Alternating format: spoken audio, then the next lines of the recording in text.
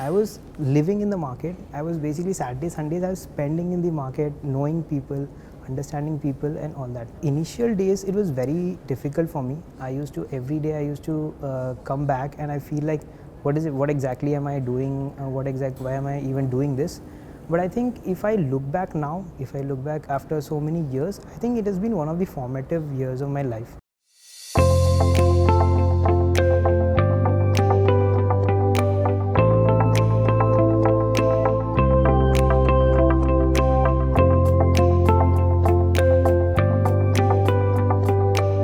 Alright, I can see lovely weather outside. It's been raining for some time now, and we are sitting inside this very colorful office of Tata Play, talking to a host of people who make things happen at this particular office. And right now with me is Kiran.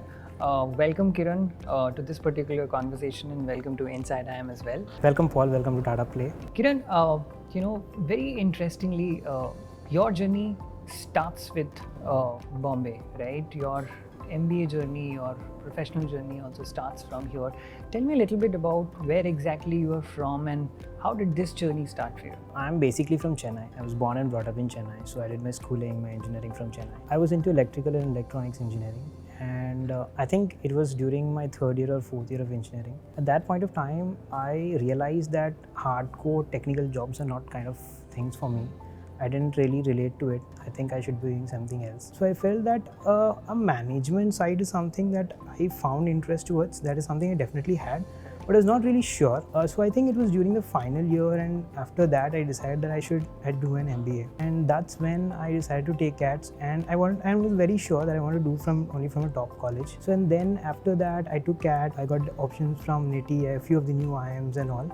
I didn't have very specific specialization that I wanted to do into. I had converted NITIE and I thought it's a very good B school for operations, and a lot of people suggested that I should take it. So that is how NITIE happened, and I joined NITIE. Let's now talk about Tata Play. When did that happen? Was it like a conscious choice that you have had that I really want to get into this particular company? Was the Tata brand a big pull for you, or there was something else that you were planning? My family is basically from Jamshedpur, so it's basically Tata Nagar. So although I've settled in Chennai, a lot of my extended relatives and a lot of relatives work with Tata Group company. So the sense of pride or the reverence for the brand was definitely there. So that was always there for me in the mind. So when Tata Play came to campus, definitely I thought it's a company that I would apply for. But talking about the management training program, to be very frank, I didn't really have much of a context or much of a understanding before, because I was part of the first batch of management trainees. So what happened was I went with the flow. So when Tata Play came to campus, I found the campus presentation interesting. So that was something that was good. As like Steve Jobs would put it, you can't really connect the dots going forward. You'll actually have to connect it once you've gone backward, and you have to trust something. So I was the first person who got interviewed in NITIE for Tata Play. So over there as well, I found the interaction was very good. It was positive from both the sides, and I got my offer just after the interview. So I think when all things were falling in place, I think it was more that everything is falling in place. It's okay, fine. Then this is something that I should be doing, and that's how I went with the decision to join the management training program of Tata. You were mentioning that it was the very first time that management trainee program itself was in place, and you were part of the first batch. What sort of inhibitions were you having at that point in time? Were you thinking that is going to be too challenging or intimidating, and how was that experience when it actually transpired? In the management training program, the first week we had leadership presentations, we have inductions from different business heads and all that. So first week went like that. So once my first week was done, I joined my sales stint.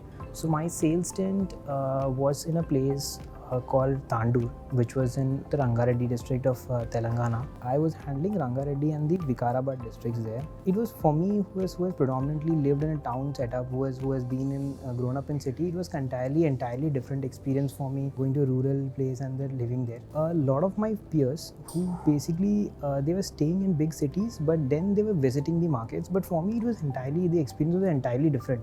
I was living in the market. I was basically Saturdays, Sundays, I was spending in the market, knowing people, understanding people and all that. So if I have to be frank about it, it was more of like an experience of the Panchayat. If you have seen the TV of web series that's there, my experience was kind of like that. So initial days it was very difficult for me. I used to every day come back and I feel like what exactly am I doing, why am I even doing this? But I think if I look back after so many years, I think it has been one of the formative years of my life. Now, since I was not just visiting the market, I was staying in the market. So I was even spending my weekends there. So I would visit nearby places, like how a rural household they would spend their weekend. So I understand how community is so important in rural households. So these were the aspects I think I learned a lot during my sales stint. What happened from your, that's one stint that you were part of while you were in the MT program.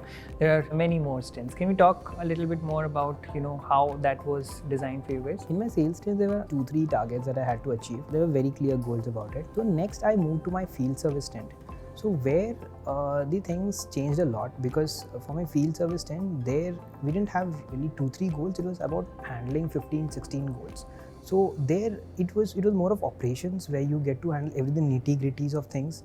You get to see what's the TAT, what are the repeat FRs that are happening. So from having a very clear set that you're selling things, you sell only 2-3 things, to something that in the next 3 months you're transitioning to something where you're handling like 15-16 KPIs and you're driving operations. So post completing my field service stint, I then did my trade marketing stint. So this again was entirely different, where I had to set up DSAs, which are basically partners for us who in turn sell Tata Play subscriptions for us. So that was a different experience from what I've had.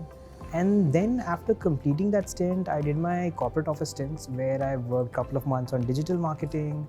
I worked a couple of months on working on marketing for long duration products. And then a couple of months I had worked for launching of a new Tata Play service, which is your Tata Play Kids content. So I did a little bit of background work, market research. After gathering so much information and knowledge, what was that thing that you were most interested in and you wanted to build, and what exactly did you build in the following years in that domain? Once I've completed my management training stint, I joined the customer experience team. My role was predominantly to work on improving self-care adoptions, basically all the digital channels. So this is where I was part of the digital transformation project. So this is way before the lockdown happened. Tata Play as a company, we always believe that digital experience has to be first. Even before lockdown, we had tried to build up systems where we had increasing the mobile app penetration. We looked at increasing the WhatsApp penetration. We also looked at reducing the dependencies of subscribers onto agents and other partners. So we did a lot of projects for that. It took us a good couple of years for that. So we started with basically building journeys for customers. We went ahead with it. We did multiple projects where we basically hand-holded subscribers onto using mobile app. We did a little bit of hand-holding and redirections to them. And then we also parallelly did multiple engagement activities where we can get the subscribers onto using the app. We then redesigned our journeys across the chatbot. So a lot of things, multiple, that's the reason it was a program where multiple projects were done. And thanks to lockdown, that also accelerated the digital change. Kiran, you look after something which is very, very necessary when it comes to a business like this, is acquiring and retaining subscribers, right? People who are there are not always going to be around. If you're not keeping them engaged, if you're not hooking them with multiple offers, and if they're not feeling the worth for their money, right? And with changing times, it's becoming increasingly difficult because the competition is from everywhere. How do you deal with this particular challenge? How do you make sure that people keep coming back to your platform? So I think being a part of the retention team, like you said, we're always on our toes. So there's a lot of things happening every day because we face competition from OTT, there's from FTA, there are a lot of other macro changes that happen. It's all about basically identifying the right customers, right set of customers you want to target, and give them what they're looking for. So what I feel here is it's very important that we understand what are the customer needs. It could be, let's say for an example, we identify that of Hindi speaking markets, they are finding it very difficult to pay an amount for DTH.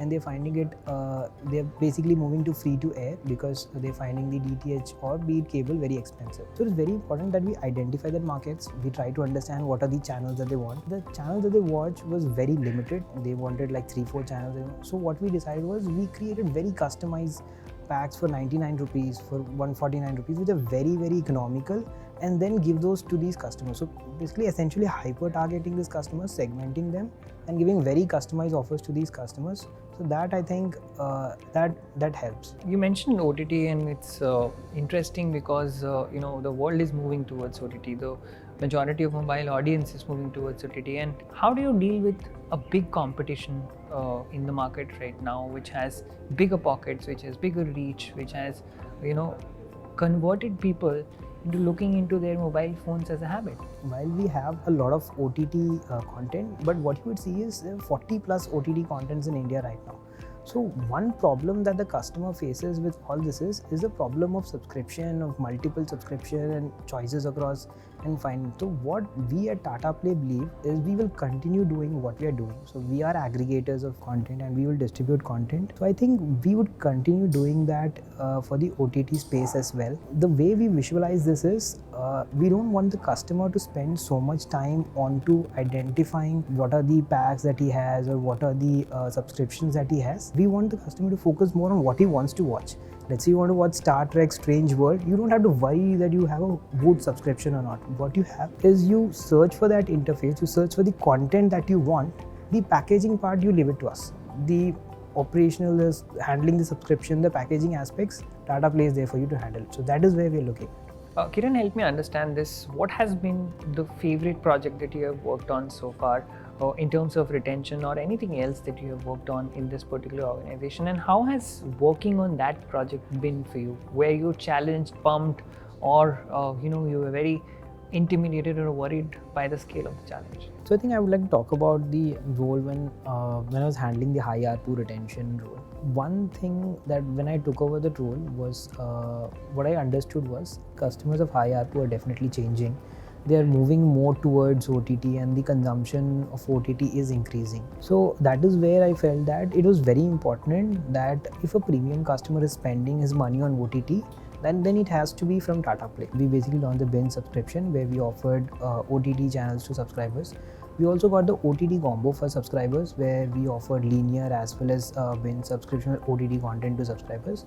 But one thing we were facing was they were using Fire TV sticks or they were using other modes of setup to basically watch OTT as well as linear content. So we felt that we will have to reduce that friction. We will have to aid the customer to start using both. So what we did was we started with a program where we said that we will have to incentivize the box.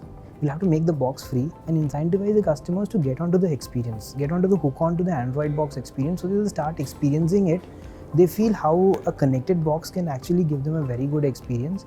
And then we look at earning money and then we look at monetizing it. So that way what we saw was subscribers who were initially skeptical about jumping onto the taking OTT subscription from us, when they got a free box, they tried just because it's a recharge anyhow they're doing, they tried it and the friction was gone. And when they tried it, what we saw was these subscribers, the uptake of OTT content was much better. For someone who buys an Android box to someone who takes an Android box to this offer, it was 30% better, 30 percentage points better.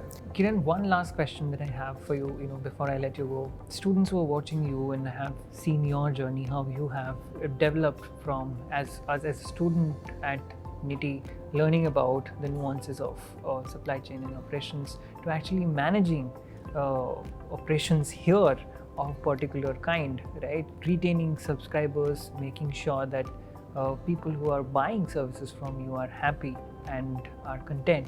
What is your advice to the future managers who are going to be helming this particular ship? What should they be looking at in terms of the inherent skills that they have and the skills that they need to develop to be here?